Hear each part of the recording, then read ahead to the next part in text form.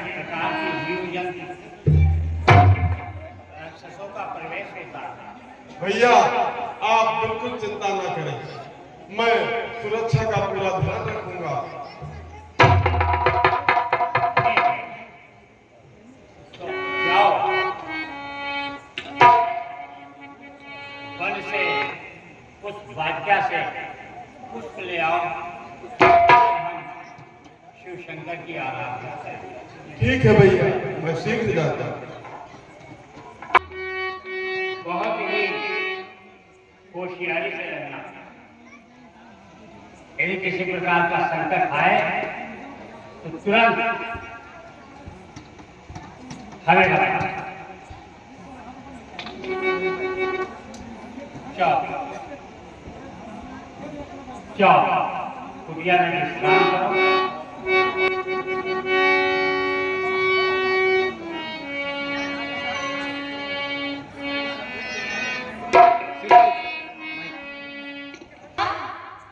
ये सुंदर सुकुमार आखिर ये कौन है? ये तो मेरे वर के योग्य है। चलो इसे अपने मन में रिझाती हूँ।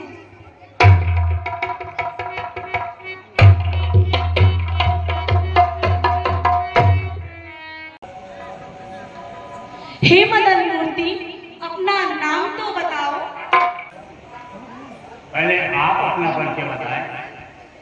हम तो अयोध्या के राजा दशरथ राम हैं और हमारे अनुज लक्ष्मण और हमारी भार्या सीता हमारे साथ। कहो आप कौन हैं? मैं जगत विख्यात रावण की बहन स्वरूप नखा हूँ और मेरे पति का नाम वो अभी आपको ज्ञात हो जाएगा। हे देवी, तो आप अकेले इस वन में कैसे विचरण कर रही हैं? मैं घूमने के लिए ही स्वतंत्र हूँ। वन में मेरा आना जाना है और मैं घूमती रहती हूँ और लगता रहती हूँ। हे देवी,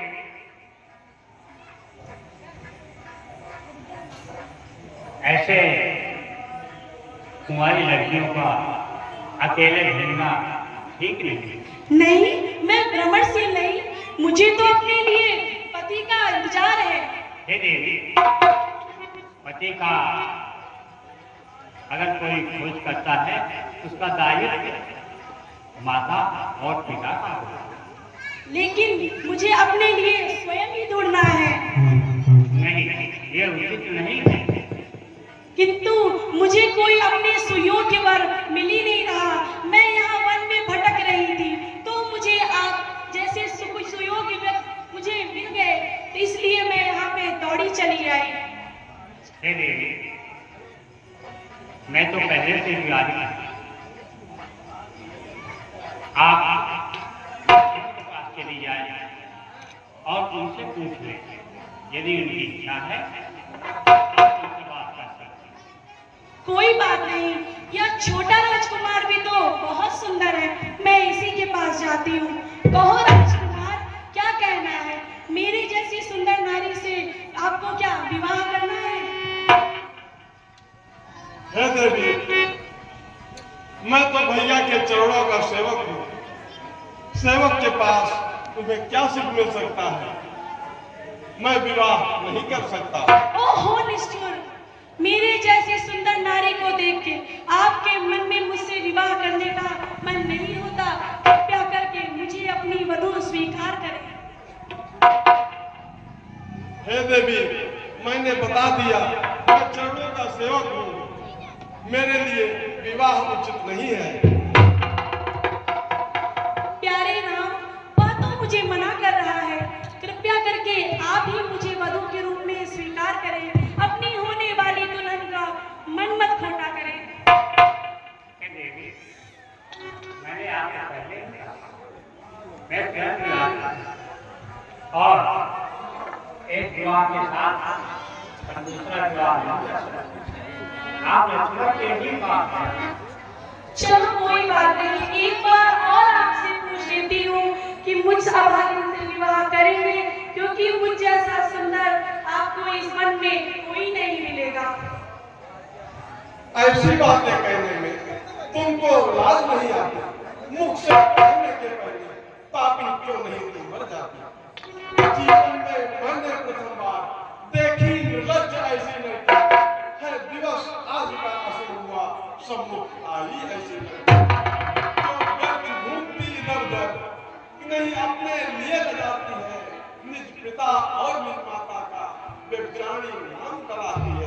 सुनिए सुनिए सुनिए सुनिए सुनिए सुनिए ओ राजकुमार सीने ओ सारे, सुनिए सुनिए ओ राजकुमार सीने ओ सावरे, रसीले ओ सावरे सावरे सावरे, सुनिए सुनिए सुनिए सुनिए ओ राजकुमार सीने ओ सावरे, सुनिए सुनिए ओ राजकुमार सीने ओ सावरे।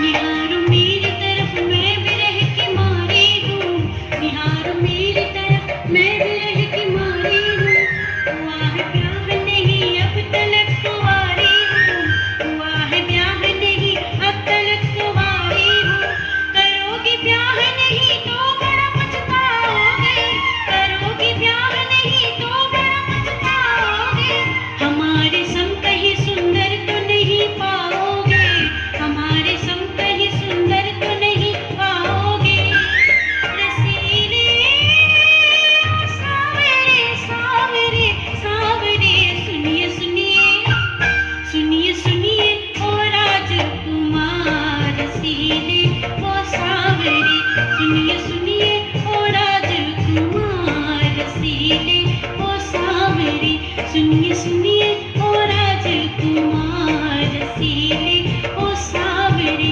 सुनिए सुनिए ओ राजकुमार सीने ओ सावरे। आप अपने भवन को जाओ, क्योंकि ये तुम्हारे लिए उचित नहीं है।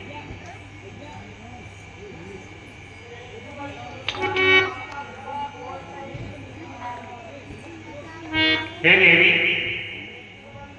मैं बार बार आपसे कहता हूं, आप जाएं, हमारी भालिया हमारे साथ है और एक पत्नी के होते हुए हम दूसरा विवाह नहीं कर सकते। अब समझी, जब तक ये कुलच्छनी नारी है मेरा काम नहीं हो सकता, मुझे इसे कुछ करके दाना ढंकाना होगा, जिस वजह से ये दोनों मुझसे रिझ जाएं।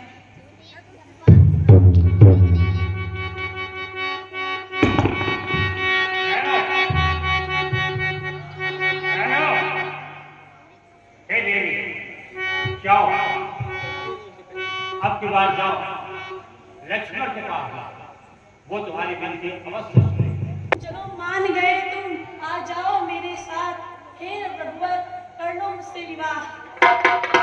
हाँ देवी, अवश्य। तुमने माताजी पर कठोर पुष्प बरसाए हैं, उसका प्रसाद तुम्हें अवश्य चाहिए। लो, स्वीकार करो।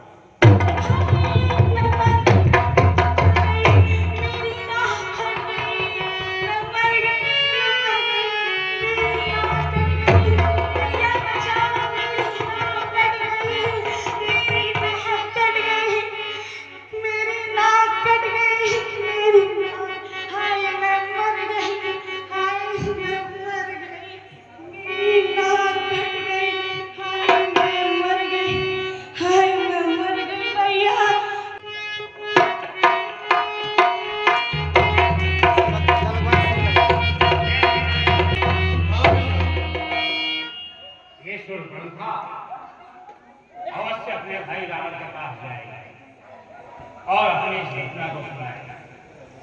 इसलिए अब हमें बहुत होशियारी के साथ रहना है।